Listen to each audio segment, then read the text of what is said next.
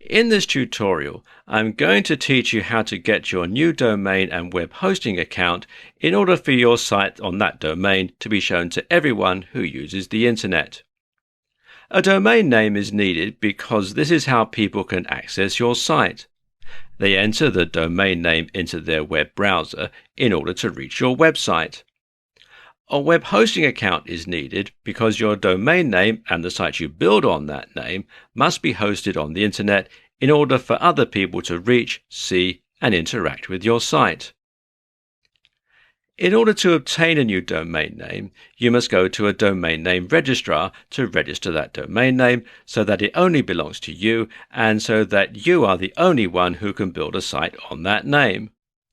Two of the most popular and respected domain name registrars are GoDaddy.com and Namecheap.com. You head to one of these sites, enter in the domain name you wish to purchase in the box they provide, and then see if it is available. It's important to note that your domain name may not be available, or it may not be available with the extension .com, but it is available with the extension .net, .org, or other extensions such as .biz, .cc, etc. The .com extension is the most popular and recognizable to internet users, so it's preferable to get your domain name with that extension if possible. But if not, one of the other extensions, especially .net and .org, can work. Alternatively, you could modify the domain name you chose slightly to where that modified name is available with a .com extension.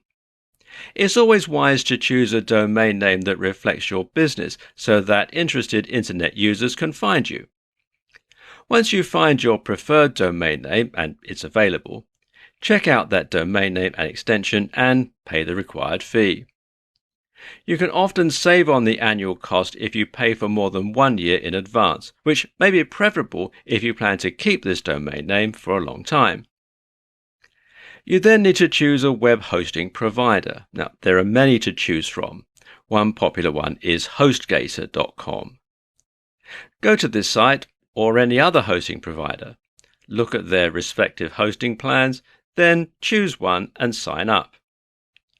The hosting plans will often vary based on the features they provide for your site, such as email forwarding, etc., as well as how much bandwidth and web space they provide you with to host your site.